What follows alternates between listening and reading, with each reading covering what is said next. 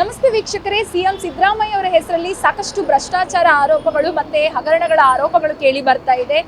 ವಿರೋಧ ಪಕ್ಷಗಳು ಸಾಕಷ್ಟು ಹೋರಾಟಗಳನ್ನು ನಡೆಸ್ತಾ ಇದ್ದಾರೆ. ಸಿಎಂ ಸಿದ್ದರಾಮಯ್ಯ ಅವರು ರಾಜೀನಾಮೆ ಕೊಡಬೇಕು ಅಂತ ಹೇಳ್ಬಿಟ್ಟು, ಹಾಗೇನೆ ರಾಜ್ಯಪಾಲರು ಕೂಡ ಪ್ರಾಸಿಕ್ಯೂಷನ್ಗೆ ಪರ್ಮಿಷನ್ ಕೊಟ್ಟಿದ್ದಾರೆ, ಅನುಮತಿ ನೀಡಿದ್ದಾರೆ, ತನಿಖೆ ನಡೆಸಬೇಕು ಅನ್ನುವಂತ ವಿಚಾರವಾಗಿ. ಹಾಗಾದ್ರೆ ಇದ್ರ ಬಗ್ಗೆ ಜನ ಏನ್ ಹೇಳ್ತಾರೆ ಕೇಳೋಣ ಬನ್ನಿ. ನಮ್ಗೇನ್ ಮೇಡಮ್ ಅದ್ರ ಬಗ್ಗೆ ನಮ್ಗೇನ್ ಗೊತ್ತಿಲ್ಲ ಮೇಡಮ್ ಅವರೇ. ನಮ್ಗೇನದ್ರಿಂದ ಏನು ಅವ್ರು ಯಾರು ಕೊಟ್ಟು ನಮ್ಗೆ ರಾಜೀನಾಮೆ ಕೊಟ್ಟರೆ ನಾವು ದುಡಿಲೇಬೇಕಲ್ವಾ, ಅಷ್ಟೇ ನಮ್ಗೆ ಗೊತ್ತಿರೋದು, ನಮ್ಗೆ ಬೇರೆ ಗೊತ್ತಿಲ್ಲ. ಸಿದ್ದರಾಮಯ್ಯ ಅವರು ರಾಜೀನಾಮೆ ಕೊಡಬೇಕು ಅಂತ ಹೋರಾಟ ನಡೀತಿದೆ. ನಿಮ್ ಪ್ರಕಾರ ರಾಜೀನಾಮೆ ಕೊಡ್ಬೇಕಾ ಅಥವಾ ಅವ್ರ ಅಧಿಕಾರದಲ್ಲಿ ಅಲ್ಲ ಕೊಟ್ರೆ ಒಳ್ಳೇದೇ ಅಲ್ವಾ ಮೇಡಮ್?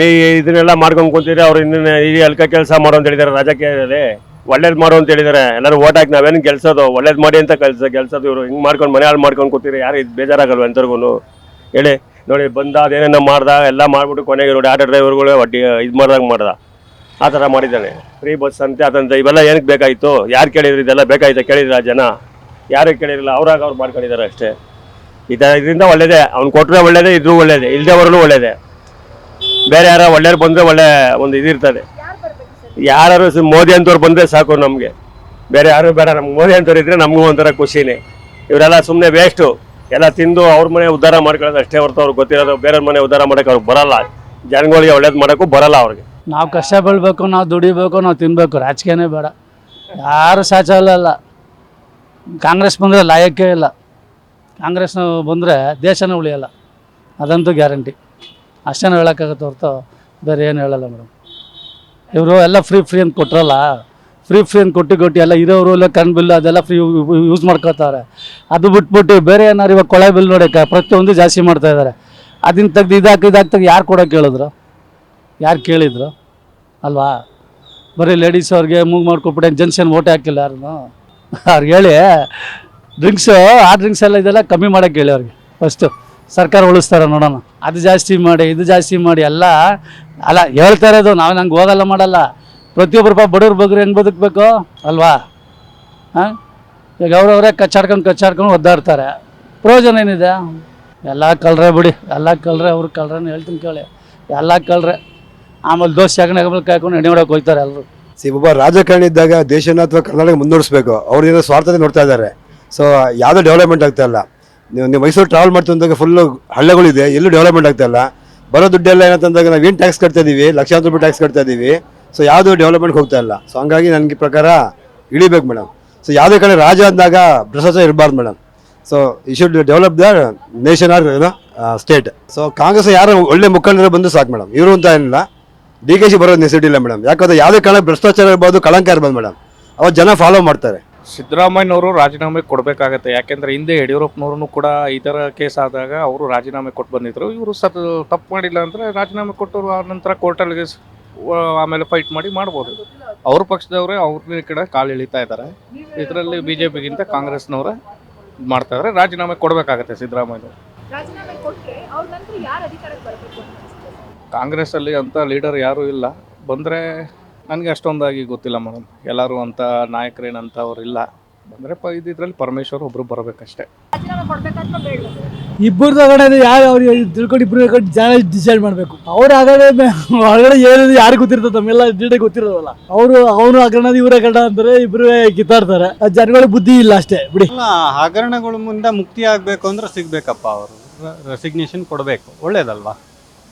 ಈಗ ತನ್ನ ಹಗರಣಗಳನ್ನ ಮುಚ್ಚಾಕ್ಲಿಕ್ಕೆ ಅವರೇ ಸೀಟ್ ಮೇಲೆ ಕೂತ್ಕೊಂಡು ಪ್ರಾಸಿಕ್ಯೂಷನ್ ಎದುರಿಸ್ಲಿಲ್ಲ ಅಂದರೆ ಎದುರಿಸ್ಲಿ. ಕಾನೂನು ಹೋರಾಟ ಮಾಡಲಿ, ಯಾರು ಬೇಡ ಅಂತ ಹೇಳಲ್ಲ. ಕಾನೂನು ಆ ಹೋರಾಟ ಮಾಡಲಿ, ತನಿಖೆ ಆಗಲಿ, ಬೇಡ ಅಂತ ಹೇಳಿದವ್ರು ಯಾರು?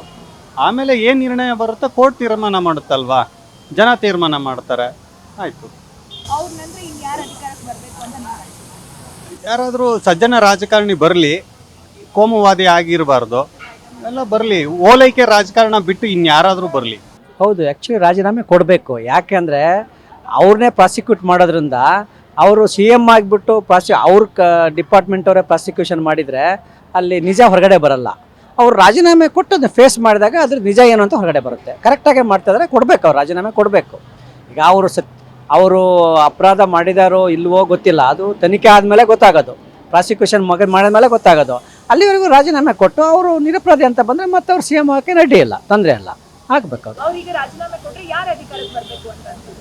ಅವ್ರು ನಿರ್ಮಾಣ ಅವ್ರು ಶಾಸಕಾಂಗ ಪಕ್ಷ ಇರ್ತಾರೆ, ಅವರಲ್ಲಿ ಯಾರು ಇರ್ತಾರೆ ಅಂತ ಅವ್ರು ಮಾಡ್ಕೊಳ್ತಾರೆ. ಸ್ವಲ್ಪ ಇದ್ದಿದ್ದಲ್ಲಿ ಬಟ್ ಏನಪ್ಪ ಅಂದ್ರೆ ಅದ್ರಲ್ಲಿ ಸ್ವಲ್ಪ ಒಂದು ಸ್ವಲ್ಪ ನಮಗೆ ನಾವು ಒಲವಿರೋದು ಪರಮೇಶ್ವರ್ ಮಾಡ್ಬೋದು. ಯಾಕಂದರೆ ನಮ್ಮ ಕರ್ನಾಟಕದಲ್ಲಿ ಅವ್ರು ಸ್ವಲ್ಪ ಏನು ಹೇಳ್ತಾರೆ ಗಂಭೀರವಾಗಿರ್ತಾರೆ, ಬೇರೆಯವ್ರ ಥರ ಅಷ್ಟಿಲ್ಲ. ಅವ್ರು ಆಗ್ಬೋದು, ಅವ್ರನ್ನ ಮಾಡಿದ್ರೆ ಒಳ್ಳೇದು ಅನಿಸುತ್ತೆ. ಇಲ್ಲ ರಾಜೀನಾಮೆ ಕೊಡಬಾರ್ದು. ಅವರೇನೋ ಒಳ್ಳೆಯವರೇ. ಅವರು 2ನೇ ಸತಿ ಈಗ ರಾಜಕೀಯ ಮಾಡ್ತಾ ಇರೋದು. ಈಗ ಗೌರ್ಮೆಂಟ್ ಅವರಿಂದ ಒಳ್ಳೇದಾಗಿದೆ. CM ಮೇಡಮ್ ರಾಜೀನಾಮೆ ಕೊಡಬೇಕು ಅಂತ ನಾನು ಹೇಳಲ್ಲ. ಏನಂದರೆ ಇಲ್ಲಿ ಸುಧಾರಣೆ ಆಗ್ತಾ ಇಲ್ಲ ಅಷ್ಟೆ. ಒಂದು ರಸ್ತೆ ಕಾಮಗಾರಿ ಆಗಲಿ, ಈ ಕಡೆ ಬೇರೆ ಒಂದು ರೇಷನ್ನು, ಈಗ ಸೊಸೈಟಿ ಬಡ ಜನಗಳಿಗೆ ಸೊಸೈಟಿಯಿಂದ 5 kg ಅಕ್ಕಿ 5 kg ಅಕ್ಕಿದು ದುಡ್ಡು ಅಂತ ಹೇಳಿದ್ರು. ಆ 5 kg ಅಕ್ಕಿನೂ ಸಿಗ್ತಾ ಇಲ್ಲ ಸರಿಯಾಗಿ. ನಾವು ರೇಷನ್ ತೊಗೊಳ್ತೀವಿ ಅಲ್ವಾ, ಬಡ ಜನಗಳಿಗೆ ಅಂತ BPL ಕಾರ್ಡ್ ಮಾಡಿರೋದು ಇವರು ಮಾಡಿದ್ದಾರೆ, ಒಳ್ಳೇದು ಮಾಡ್ತಾ ಇದ್ದಾರೆ. ಆದರೆ ಇಲ್ಲಿ ಸಿಗ್ತಾ ಇದೆಯಾ ಇಲ್ವೋ ಅನ್ನೋದು ಅವ್ರಿಗೆ ಗಮನಕ್ಕೆ ಬಂದಿದೆಯೋ ಇಲ್ಲ ಅನ್ನೋ ಅರ್ಥ ಆಗ್ತಾ ಇಲ್ಲ. ಅದನ್ನು ಅವರು ಪರಿಹರಿಸ್ಕೊಡ್ಬೇಕು ಅಲ್ವಾ. ಈಗ ಅವ್ರಿಗೂ ಸಾಮಾನ್ಯವಾಗಿ ಎಲ್ಲ ಕಡೆನೂ ಎಲ್ಲ ಸಮಸ್ಯೆನೂ ಬಗೆಹರಿಸೋಕ್ಕೆ ಸ್ವಲ್ಪ ಕಷ್ಟ ಆಗುತ್ತೆ. ಸದ್ಯಕ್ಕೆ ಬಗೆಹರಿತೋ ಇಲ್ಲೋ ಅನ್ನೋದು ಗೊತ್ತಿಲ್ಲ. ಆದರೆ ಆದಷ್ಟು ಸ್ವಲ್ಪ ಬೇಗ ಗಮನಕ್ಕೆ ಬಂದು ಬಗೆಹರಿಸಿದ್ರೆ ಬಡ ಜನಗಳಿಗೆ ಉಪಯೋಗ ಆಗುತ್ತೆ. ಮೇಡಮ್ ಅದ್ರ ಬಗ್ಗೆ ನನಗೆ ಅಷ್ಟು ಐಡಿಯಾ ಇಲ್ಲ. ಯಾಕೆಂದರೆ ನಮ್ಮ ಪ್ರೊಫೆಷ್ನಲ್ ಆಗಿ ಅದು ಸ್ವಲ್ಪ ತಲೆಗೆ ಹಾಕ್ಕೊಳಕ್ಕೆ ನಮಗೂ ಆಗ್ತಾ ಇಲ್ಲ, ಟೈಮ್ ಸಿಗ್ತಾ ಇಲ್ಲ. ಅವ್ರ ಮೇಲೆ ಏನಾದರೂ ಕೇಸ್ ಫೈಲ್ ಆಗಿದ್ದರೆ ಪರವಾಗಿಲ್ಲ, ಅವ್ರ ಮೇಲೆ ಏನೋ ತಪ್ಪು ಇದ್ದರೆ ಕಂಡೀಷನ್ ಇದು ಮಾಡ್ಬೋದು. ಹೌದು ಮೇಡಮ್, ಅವ್ರ ಹೆಂಡತಿ ಜಾಗ ಹೋಯ್ತು, ಬೇರೆ ಇಂದ ಅವರು ಇದು ತಗೊಂಡ್ರು, ಅವ್ರ ಮೇಲೆ ಏನಾದರೂ ಡಿಫಾಲ್ಟ್ ಇದೆಯಾ? ಏನಾದರೂ ಇದ್ದರೆ ಕರೆಕ್ಟಾಗಿ ರಾಜೀನಾಮೆ ಕೊಡಲೇಬೇಕು, ಯಾರಿದ್ರೂ ಕೊಡಲೇಬೇಕು. ನಮ್ಮ ಉತ್ತರ ಅದೇನೆ ಮೇಡಮ್. ಭ್ರಷ್ಟಾಚಾರ ನಿಜವಾಗ್ಲೂ ನಡೆದಿದ್ರೆ ರಾಜೀನಾಮೆ ಕೊಡೋದು ಒಳ್ಳೆಯದು. ಯಾಕಂದರೆ ಇಲ್ಲಿ ತನಕ ಭ್ರಷ್ಟಾಚಾರ ಮಾಡಿಲ್ಲ ಅಂತ ಅವ್ರ ಮೇಲೆ ಒಳ್ಳೆಯ ಒಪಿನಿಯನ್ ಇದೆ. ಅವ್ರಿವತ್ತು ರಾಜೀನಾಮೆ ಕೊಟ್ಟು ಅದರ ಕ್ಲಿಯರಿಟಿನ ಸೋಷಿಯಲ್ ಕೊಡಬೇಕಂತ ಹೇಳ್ತೀವಿ.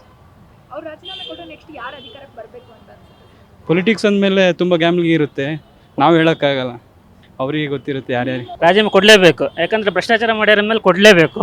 ಅದು ಯಾರು ಸಮರ್ಥರು ಯಾರು ಇರ್ತಾರೋ ಅವ್ರು ಆಗಲಿ ಅಷ್ಟೇ. ಮಾಡಿದ್ರೆ ರಾಜೀನಾಮೆ ಕೊಡಲೇಬೇಕು, ತಪ್ಪು ಮಾಡಿದ್ರೆ ರಾಜೀನಾಮೆ ಕೊಡಲೇಬೇಕು. Otherwise there is no necessary. ಅದ್ರಲ್ಲಿ ಏನಾಗುತ್ತೆ ಅಂತ ಯಾರಿಗೂ ಗೊತ್ತಾಗಲ್ಲ. ಕಾಂಗ್ರೆಸ್ಸೇ ಬರ್ಬೋದು, BJP ಬರ್ಬೋದು, ಯಾರು ಇವತ್ತಿಬ್ಬರಿಗೂ ನೋಟಿಸ್ ಬಂದಿದೆ. ಡೆಪ್ಟಿ CMಗೂ ಬಂದಿದೆ. ನೆಕ್ಸ್ಟ್ ಏನಾಗುತ್ತೆ ಅಂತ ಯಾರು ಹೇಳ್ತಾರೆ? ಎಲ್ಲಾರ್ದು ತಪ್ಪೆ ರಾಜಕೀಯದವ್ರದ್ದು, ಒಬ್ರು ಅಂತ ಏನಿಲ್ಲ. ಎಲ್ಲ ಪಕ್ಷದವರು ಕಳ್ರೆ. ಅವ್ರು ಇವ್ರ ಮೇಲೆ ಹೇಳ್ತಾರೆ, ಇವ್ರು ಅವ್ರ ಮೇಲೆ ಹೇಳ್ತಾರೆ. ಅದು ಜನಗಳ ತಪ್ಪುದಾರಿ ತಪ್ಪಿಸೋಕ್ಕೆ ಈ ವ್ಯವಸ್ಥೆ ಅಷ್ಟೇ, ಇನ್ನೇನಿಲ್ಲ. ನಾವು ದೊಡ್ಡರು. ಗ್ಯಾರಂಟಿ ನ್ಯೂಸ್, ಸುದ್ದಿ ಖಚಿತ, ನ್ಯಾಯ ನಿಶ್ಚಿತ.